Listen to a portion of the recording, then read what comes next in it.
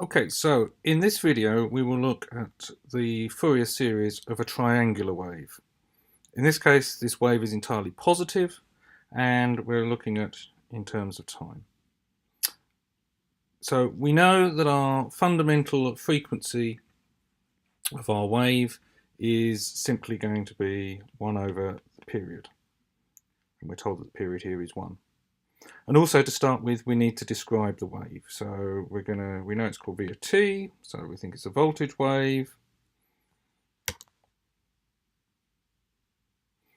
And to describe it, we simply have a line that starts at 1 and then decreases linearly with time. So we can describe that as 1 minus t. That's going to be in the region, in this case, from 0. So t is greater than 0 and less than big T. And that will repeat for all t. So in that region, in this region here, our line starts at 1 and drops down to t. So first of all, we need to find our C of n values, 1 over t. And we use our standard integral, which is going to be v of t, e to the minus j n omega naught t dt, and we remember that omega naught is simply 2 pi on t, and we'll substitute this in later on. So as we talked before, sometimes when there's a DC term, it's actually easier to calculate that first, so we'll do C of naught, and to do this, essentially we just put 0 into all of our functions.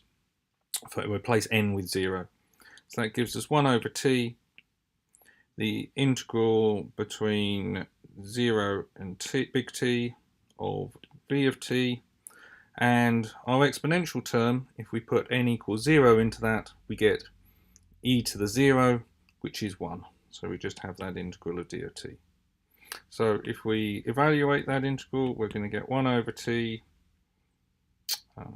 t minus t squared on 2 between 0 and t, which gives us 1 on big T, t minus t squared on 2,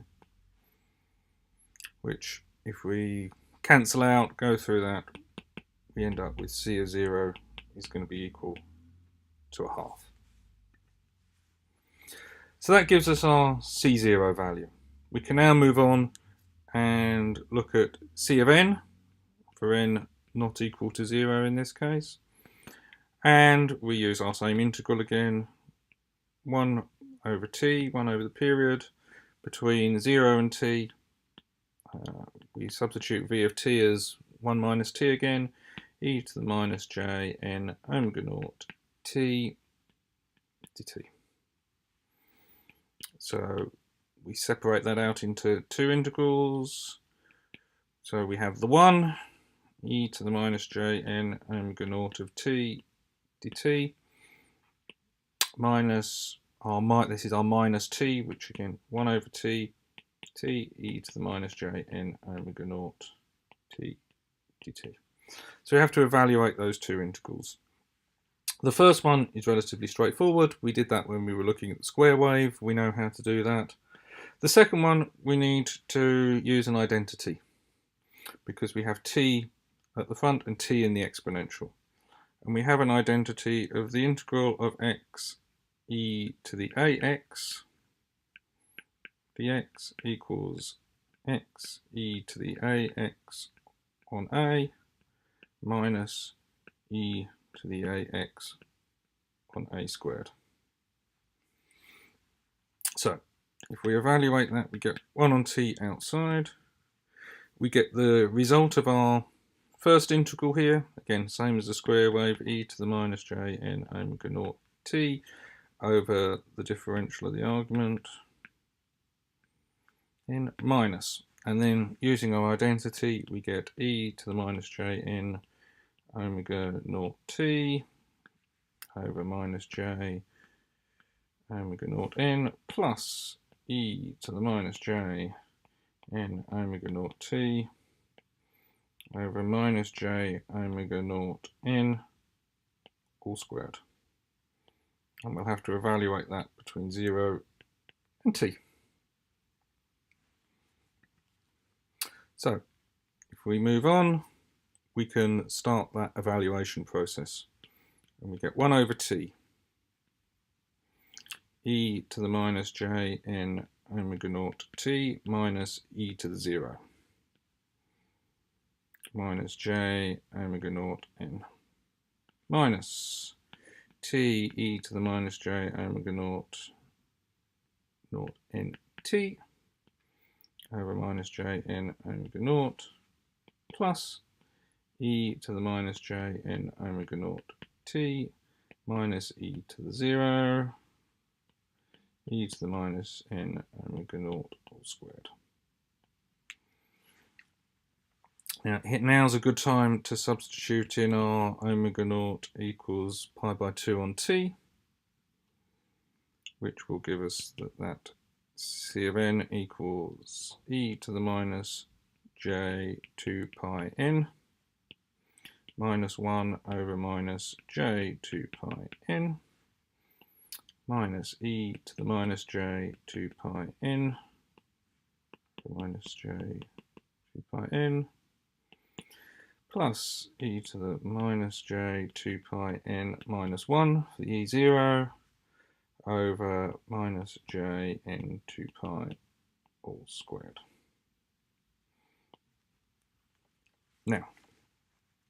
Now's a good time to expand out our exponentials using Euler's equation, and we know e to the minus j 2 pi n is going to be cos minus 2 pi n plus j sine minus 2 pi n. Well, that tells us something interesting.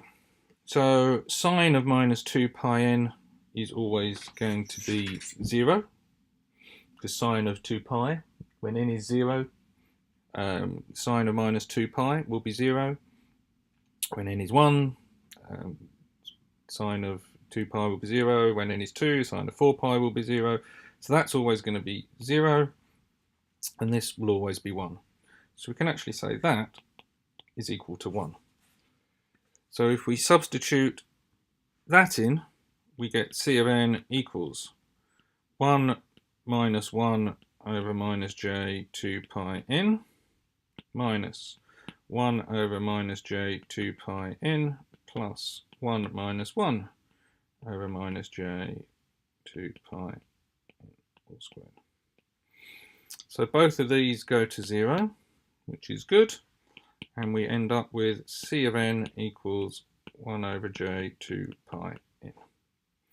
So this all turned out quite nice, particularly because when we substituted in this 2 pi here, we found that we could evaluate this value here and actually come up with a constant value.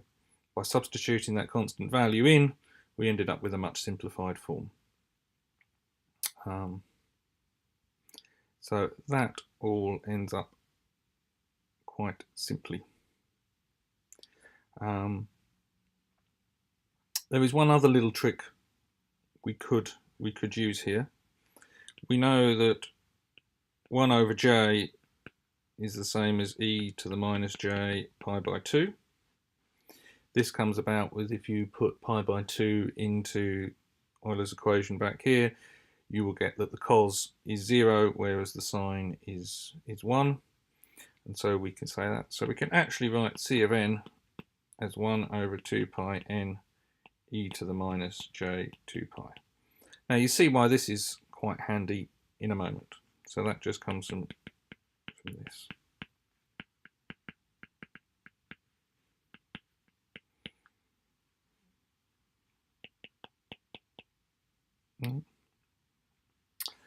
So why is that handy?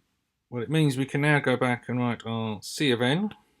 We've just written it as 1 on 2 pi n e to the minus j pi by 2. So our v of t, we substitute back in. Now, our DC term doesn't have a value of n, so it can stay outside the sum, plus. So this is for n equals minus infinity to plus infinity. We have to remember to say n not equal to 0, because if we evaluate it for 0, then we will double count this DC term. We put in our C of n, e to the minus j pi by 2, e to the j 2 nt, and we can actually rewrite that. So we can combine these two exponentials to say that this is going to be e to the j 2 pi nt minus pi by 2. So what happens if we write that out? Well, what we end up with is that this is going to give us our amplitude. So we're going to have a value that changes with n, and this part here, or this part here, is going to give us a phase shift. So we've shifted our sine waves by pi by 2. So if we looked at the spectrum of this, we would see we have at DC a value of a half, which comes from this term here. When n equals either 1 or minus 1, we will get, when n equals 1, we'll get a value of 1 on 2 pi. When n equals 2, we'll get a value of 1 on 4 pi, and so on and so forth, 1 on 6 pi. And in our phasing, we'll get a phase shift. So we'll get this phase shift for each of these terms.